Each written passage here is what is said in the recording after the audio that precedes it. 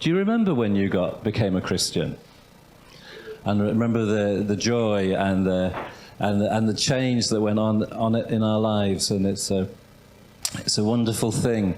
And it's important that we look back to see things that God did, because it helps us to move forward. Because although we might have changed and our circumstances might have changed, the God who did what he did then is the same God right now and evermore will be.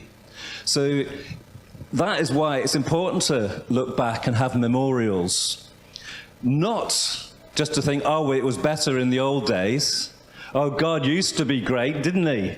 It's actually the God who did that then is the same God who can meet with us right now in our situation and our circumstance. That's what they're there for. They're not to get caught up in something from the past as such. It's about living for now.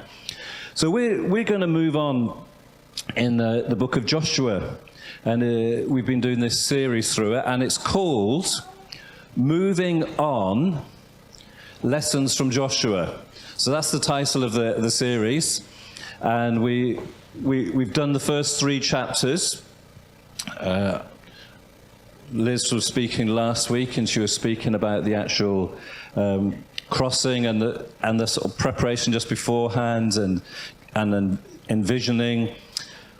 Let's look at the passage in Joshua chapter 4, and we might read all of it, but then I'm just going to refer to just a couple of verses.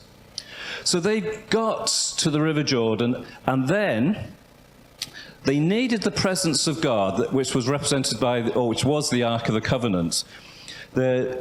What happened was they would cross this river, which was like in full flow. It was in full flow because it was a sort of crop season, and around then it was full flow. It wasn't just a little trickle. It was, perhaps a mile wide, but it was a massive, fast-flowing river. And the minute God told them, look, the priests carry the Ark of the Covenant, and when they put their foot in the water, the river stopped. And just at that point, when I've been reading, I've sort of been looking at doing some research and seen that the River Jordan has actually stopped up several times. And there was one in 1927 where the River Jordan stopped flowing when there was an earthquake, and there's like mud walls and like sort of cliffs. They collapsed, and the River Jordan stopped flowing for 21 hours. This was in 1927. Just sort of thought I'd mention it. The whole place is on like the boundary between 2 tectonic plates, so earthquakes weren't necessarily uncommon there. But let's read from Joshua chapter 4. But they needed the presence of God to go ahead of them, because they'd not been that way before. And we sense as a church that we are in that place where we're going to step forward into a land of abundance, where for many, many years, we've been a land of just enough, but we're going to be heading into a place of abundance.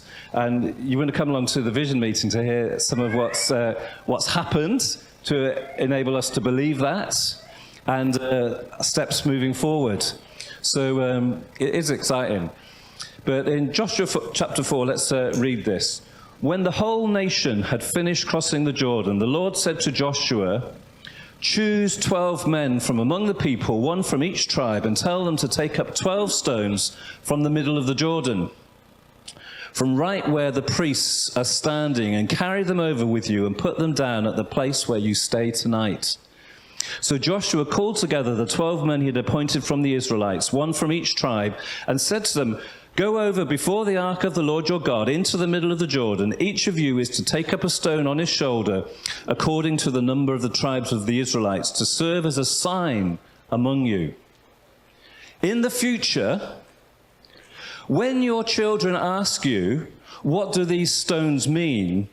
tell them what happened. Tell them that the flow of the Jordan was cut off before the ark of the covenant of the Lord. When it crossed the Jordan, the waters of the Jordan were cut off. These stones are to be a memorial to the people of Israel forever.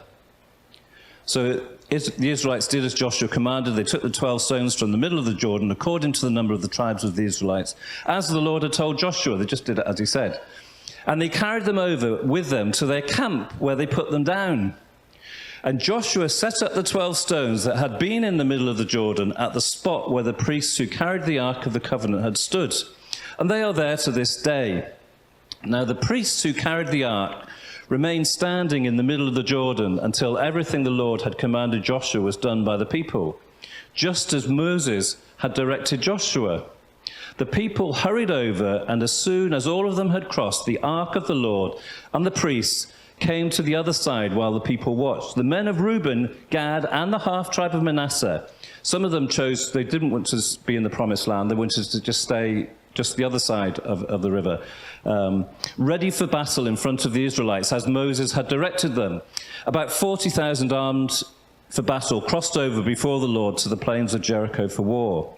That day, the Lord exalted Joshua in the sight of all Israel, and they stood in awe of him all the days of his life, just as they had stood in awe of Moses. Then the Lord said to Joshua, "Command the priests carrying the Ark of the Covenant to come up out of the Jordan." So Joshua commanded the priests, "Come up out of the Jordan." And they probably thought, thank goodness for that. It's been a long day here, stood in the middle of the river. And the priests came up out of the river, carrying the Ark of the Covenant of the Lord. No sooner had they set their